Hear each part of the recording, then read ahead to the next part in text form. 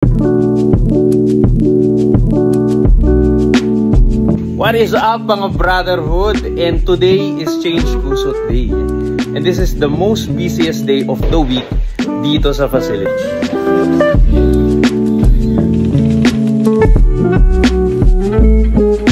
Sinisimulan namin yung araw sa pagsasala ng mga kusot kasi hindi maganda sa daga yung maraming powder. Sinisipon sila. Dito naman pinapatuyo namin iba kasi basa pa. After masala yung mga kusot, may kita nyo dito, tinitimbang namin yung bawat kusot na ilalagay sa bin.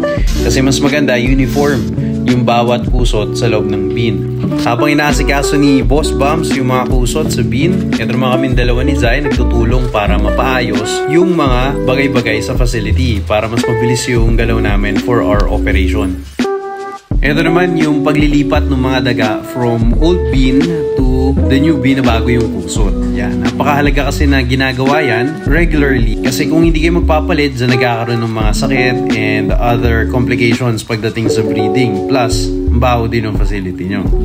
Kasabay nun nung pagpapalit namin, chinecheck din namin yung mga buntis na daga.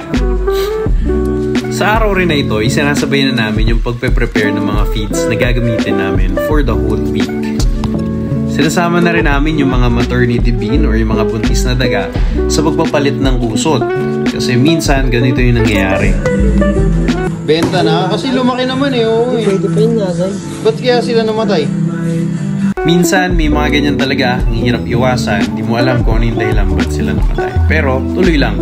So ito, may kita nyo, tinatanggal natin yung mga matagal ng kusot na ginamit. Pansin nyo, dumikit na yung iba dun sa plastic bin. Kaya ginagawa ko yung scrape ko isa-isa para totally malinis talaga. After nyan, tinatransfer namin yung mga old kusot sa sako. Tapos dadaling ko yan sa labas para i-spread out dun sa lupa namin. So double purpose yung kusot dyan. First, nag-act as mulching. So pine-prevent niya yung growth ng mga weed. Tapos yung mga tayo ng daga nag-act as natural fertilizer sa lupa. Pagbalik ko sa facility, ito naman yung nasikaso ko yung room ng mga insects. So winawalis na natin kasi kanina sobrang dumi nito. And dito natin lalagay yung ibang mga cages and bins na hindi na ginagamit. So para mas malinis, mas maluwag, ganyan ginagawa namin. Dito naman, naayos ni Bumps yung mga bin na pinagtanggalan ng daga. So yung spread out niya yan, and then babasayin para lumambot yung mga natitirang kusot and tayo ng daga. Ito guys, paggabi na nito at meron tayong bisita, si Boss Neil, pati si Boss Nelson. Ayan. Sabi sa akin, bibili daw siya ng Gerbil. Kaya let's go! Dito si Boss Nelson, matagal na nagsabi sa akin bibili ng Gerbil. First time niya kasi makita to sa facility, tuwan-tuwa siya. So dito, namimili pa kami ng kulay kung anong trip niya. Pero sabi niya, parang gusto niya daw ng brown and gray. Pero pinipili na namin yung gender dito. So mga panahon to yan, nakapamili na siya ng kulay. Pero dinodouble check namin yung gender kasi medyo mahirap pala makita kung male or female pagdating sa gerbils. Unlike sa mice, pati sa rats, kita mo agad, unang sipat pa lang.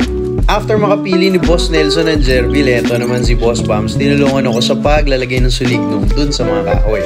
Tapos ako naman, nagsasala ko ng mga super worms. Kailangan na kasing palitan yung kanilang beddings kasi kita mo dito, color black na. Ibig sabihin, puro pupo na yan. So, tinatransfer natin sila dun sa bago yung feeds. Inaabot na kami ng gabi dito sa paghuhugas ng mga beans. Actually, napakadami pa namin ginawa. Hindi ko na lang na-videohan. Kakain talaga ng isang araw ang pagbabalit ng kusot and pag-aasikaso ng bawat detalye dito sa facility na pinaprepare namin for the whole week. Pero ayan nga no, buti na lang nandiyan sila Boss Bumps pati si Boss Jai para tulungan ako kasi pag ako lang talaga mag-isa nako, hindi kakayanin, kukulangin yung isang araw. So yan guys, kala nyo tapos na, meron pa. Mag-unbox pa ako dito nung aking Black Soldier Fly. Yan, 12 grams of eggs. Pero hindi ko napapakita sa inyo dito kung paano natin siya pinaprepare ng detalyado. Fast forward na lang natin to brotherhood kasi I think it deserves a separate video no, dedicated for the Black Soldier Fly itself. So yan, ang sarap lang tingnan pala na naka-fast forward to habang inaasikaso. Pero yeah, exotic maintenance, change kusot days, yan talaga mga pinakamatrabahong gawin pag nag-aalaga ka ng exotic use of feeders. And ibang usapan kapag kapag malakihan na, pag marami yan. Pag home setup lang, walang problema, madali lang yan. Pero yan, hinahabol ko rin dito yung takip kasi ang nangyaring struggle ko sa black soldier fly, hindi ko napansin, inuubos pala ng ibon yung mga alaga kong black soldier fly larva kapag umaga, pinapapak nila. Tapos minsan, yung mga aso naaabot, kaya yan, maganda meron tayong takip na ilalagay. So, yun lang guys. Maraming salamat sa panonood. And see you on our next video pagdating dito sa ating exotic farm facility. Yeah.